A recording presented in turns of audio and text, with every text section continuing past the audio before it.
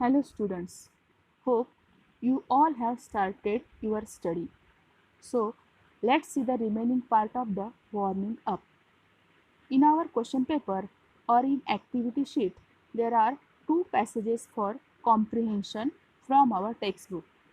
And in that comprehension passage, fifth question is about personal response question. We also call it open-minded question. That question depend on chit-chat activity. Personal response question means we have to state our personal opinion as the answer.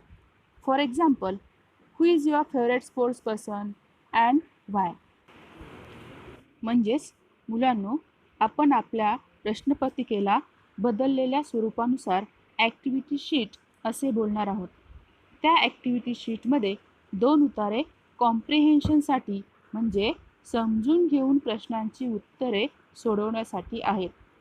त्यामध्ये प्रश्न 5वा personal रिस्पॉन्समध्ये वैयक्तिक प्रतिसादावर अवलंबून आहे.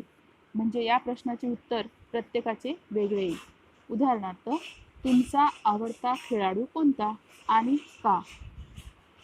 म्हणजे comprehension पॅसेजमधील हा प्रश्न आपल्याला chitchat ॲक्टिव्हिटीमधूनच दिला जातो. Now let's start our second question.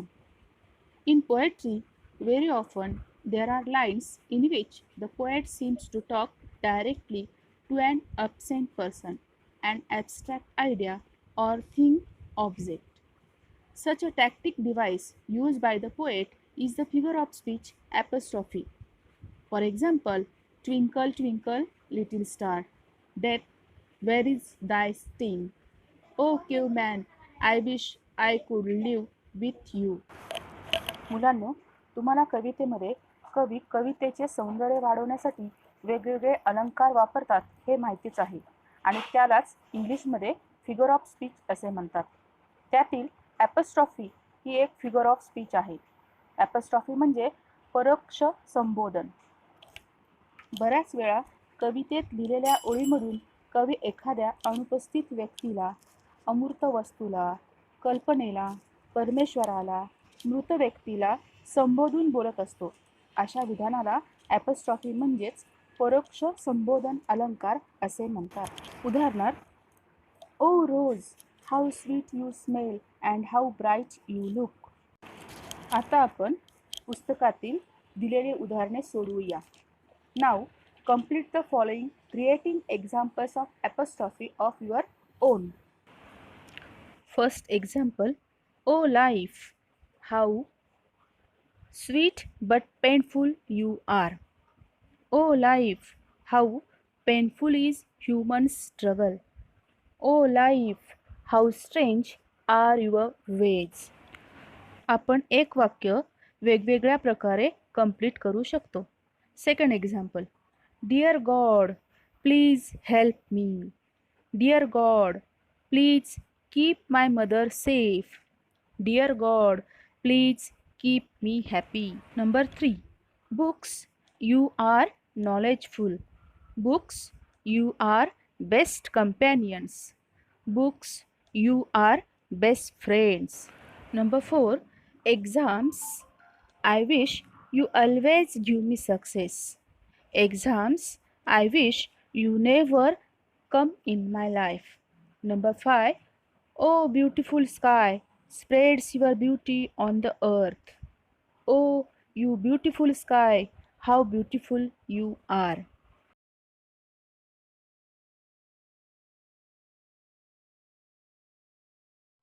अशा प्रकारे तुम्ही हे सेंटेन्सेस तुमच्या मताप्रमाणे पूर्ण करू शकता. नाव look at the given margin given on the page number 3. Only 3 new words are given there.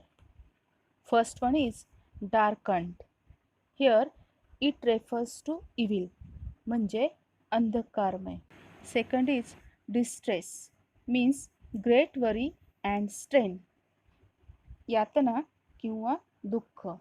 And third is temptation, a strong wish to do something bad or wrong, म्हणजे चुकीची गोष्ट करण्याचा मोह किंवा भुरळ.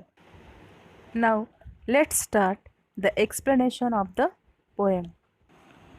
This is an autobiographical poem. म्हणजे ही एक आत्मचरित्रात्मक कविता आहे.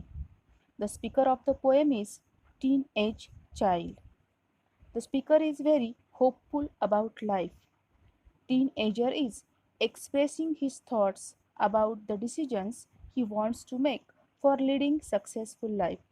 He prays God to help him to lead the best life.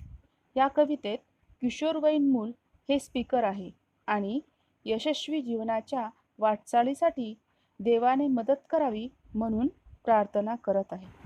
Now look at the first stanza. Each day brings new beginnings, decisions I must make.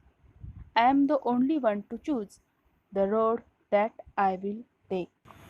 Here, speaker says that each day brings new beginning, and for that each day he must take his own decision. म्हणजे प्रत्येक दिवस नवीन सुरुवात घेऊन येतोय आणि नवीन सुरुवातीपासूनच त्याला काही निर्णय घ्यायचे आहेत. I am the only one to choose the road that I will take. म्हणजेच तो असा एकटाच आहे या जगामध्ये की त्याला त्याचे स्वतःचे निर्णय त्यालाच घ्यायचे आहेत. These lines remind me of Sadguru Sri Vamanrao Pai's words. Which words are said by Sadguru Vamanrao Pai? Yes, you are the sculptor of your own life. Means you must make a right decision yourself for your bright future. मला इथे सद्गुरू वामनराव पै यांच्या ओळींची आठवण येते. काय बरं आहेत त्या ओळी? तूच आहेस तुझ्या जीवनाचा शिल्पकार. तुला स्वतःला तुझ्या उज्ज्वल भविष्यासाठी निर्णय घ्यायचा आहे. Now look at the second stanza. I can choose to take the road of life that leads to great success or travel down the darkened road that leads to great distress. In the second stanza, speaker has numerous options. He either can choose the road of life that leads to great success or travel down to some great distress. म्हणजेच दुसऱ्या कडव्यामध्ये किशोरवयीन मुलाकडे बरेचसे पर्याय आहेत. तो म्हणतो की मी एक असा मार्ग निवडू शकतो की ज्या मार्गाने गेल्यास मला फक्त यश मिळेल. मी असा अंधकारमय मार्गाने सुद्धा जाऊ शकतो की ज्यामुळे मला फक्त निराशा, दुःखच मिळेल. Now look at the third stanza.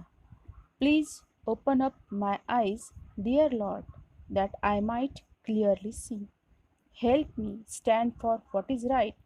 Bring out the best in me.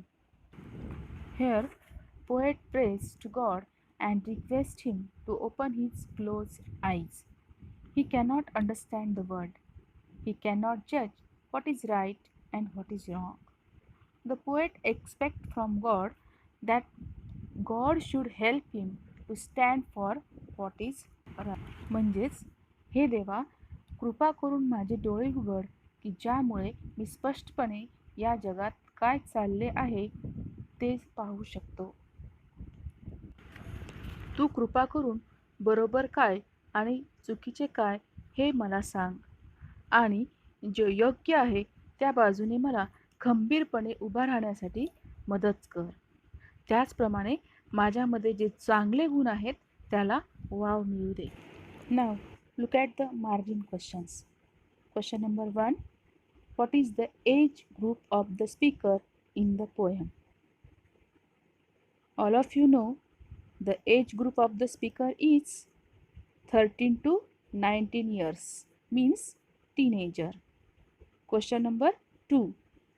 What decision does the speaker have to take?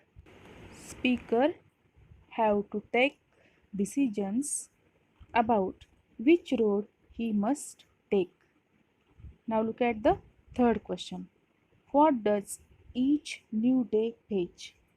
The answer is each new day brings new beginnings.